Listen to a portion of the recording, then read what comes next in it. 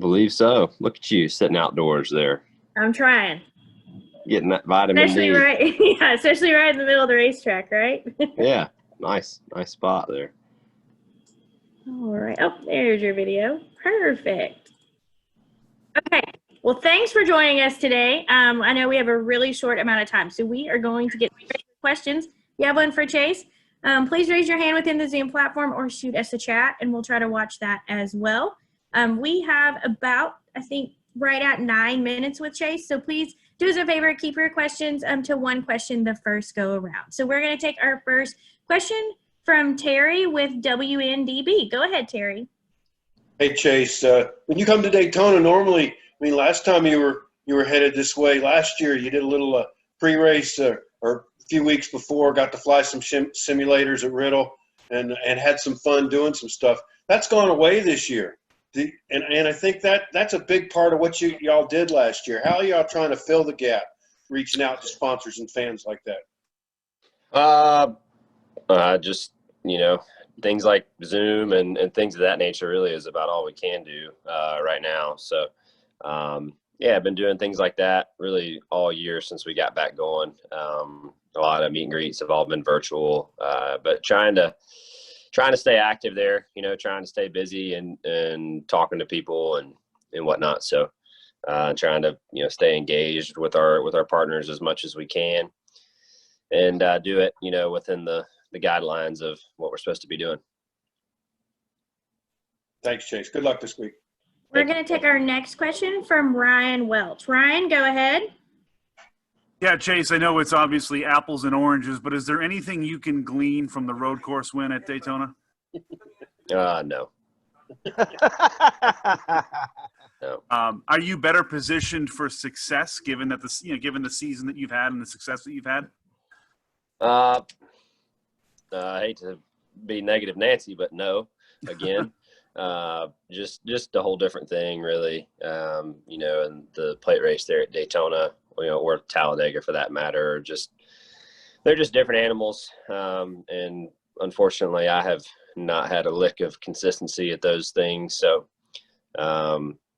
typically end up crashed. So probably try not to crash this weekend to be my number one goal. And, hope we can, get Jimmy and William through to this first round. Okay, we're going to take our next question from Mia O'Brien. Mia, go ahead. Hey, Chase, it's pretty crazy to think I talked to you 2 weeks ago, and you were telling me how not only have you not had a lot of recent success at Daytona, but your dad didn't have any success once you were born. Has your feelings towards Daytona changed after that road course win? And maybe do you go in with a little extra pep in your step, even if, like you said, the road race and the Coke Zero Sugar 400 are different? Do you go in with a little more pep in your step? Not really, to be honest with you. Always good to get a win for sure, but it's humbling, right? We've crashed, yesterday, so we're kind of back at the drawing board, I feel like, on trying to do good. But yeah, definitely good to get a win at Daytona. That's always a special place, but at the same time, not the oval side. So that's what this weekend is. And just, like I said a minute ago, just a different deal. Okay, we're going to take our next question from Matt Baker with the Tampa Bay Times. Matt, go ahead. Hey, Chase. Daytona is usually kind of a crapshoot just because that's the way the track is. How much chaos are you expecting this weekend with the extra incentive that it's the last race before the playoffs?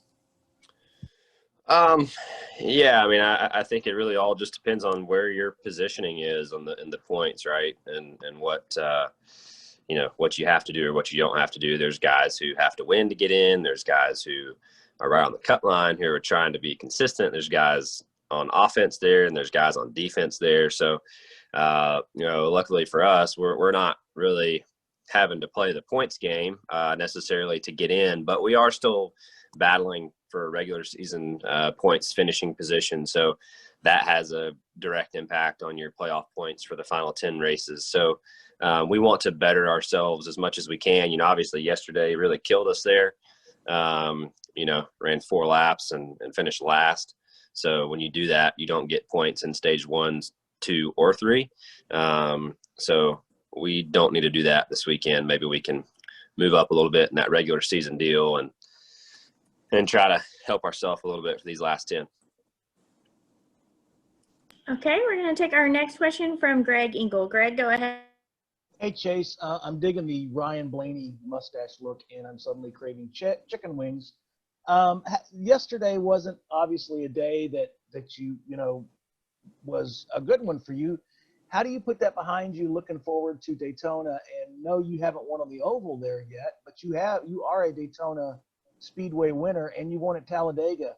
So as you go forward into that, knowing you're locked into the playoffs, is it going to be all about you wanting to win or trying to do what you can to get William and Jimmy into the playoffs? For me, it's just about trying not to crash. I feel like I wreck about every plate race there is. So that's my goal. Try not to wreck and get some points in all 3 stages would be fantastic. So that's number 1, and you can't help your teammates or yourself if you're crashed in the garage area throughout the day. So that's my goal in this weekend. Okay, our next question is going to come from Kendra Douglas. Kendra, go ahead. Kind of going back to that whole question of the intensity at Daytona, especially with playoff implications and everything. For you personally, do you feel the pressure, or are you just going in this with kind of smooth sailing type of idea? Like, what is the intensity that you can expect, or what is that feeling that you think is going to happen come this weekend? I mean, I think it's a normal race weekend. I mean, we have intensity and expectations that we have on ourselves every week to perform. It coming down to a cut line or a specific weekend doesn't make me want to do any better than I already want to do normally, whether it was the first race or the last race before the playoffs start or during the playoffs. I want to win and do good every week. So, I think we focus on the internal expectations that we have of ourselves. And, those are really the only ones that matter at the end of the day. So we'll stay focused on that and try to perform to the level we know we can. Okay, we're going to take our next question from Edgar Thompson. Edgar, go ahead. Yeah, Chase, you mentioned Jimmy. How close do you feel like he's been at times this year? I mean, just yesterday, pretty good run there. Yeah, I mean, I thought yesterday they were, certainly ran well from what I saw once I got back there towards the end of the race. I was listening to them there on the radio head home, and it sounded like they had a nice 2-tire call there at the end that I think was the right call. I think if you had just a car or 2 or 3 stay out, or not stay out, but do 2 tires with them, I think he would have had a great shot at winning the race. So, commend them for their efforts. Had a fast car and made an aggressive strategy call there at the end to try to put themselves in position to win. And, like I said, a little different circumstance, and I think it's very different. Just overall, though? Overall season? I mean, he's a 7-time champion and was contending for a win yesterday. So I think that's good. Thanks. Take our next question from Stuart. Stuart, go ahead with your question. Yeah, Chase, there aren't too many tracks where you can actually help your teammate, but Daytona is kind of the one where you have that pusher mentality. Is there a good chance that we're going to see the 9 and the 88 kind of pushers, and maybe the 48 and the 24 as the pushies come Saturday night? Maybe. I mean, it's so hard. I haven't been doing this a real long time, but in my time of doing it, we sit down and we try to map out these plans and do this stuff, and it's really just there's just too many variables, I feel like, to really have a planned out strategic thing, because it just one little change and it all kind of goes up in smoke. So I think in the back of our mind, we as the drivers know, you just try to be aware of your surroundings, try to be aware of the situation that those guys are in. And if you have a choice to help them, and that's the best thing to do, then do that. That's what our company needs, right? We want more of our teammates in, and I think that we see that. But really, until you're in the moment and you're digesting and taking things in as they come to you and making moves, you really it's just really hard to plan those things out. So we'll just kind of have to wait and see. All right, Chase, we appreciate your time. I know this one was quick, but we appreciate you joining us, and we wish you the best of luck this weekend in Daytona. Okay, thanks. Thank you, Chase. Thank you.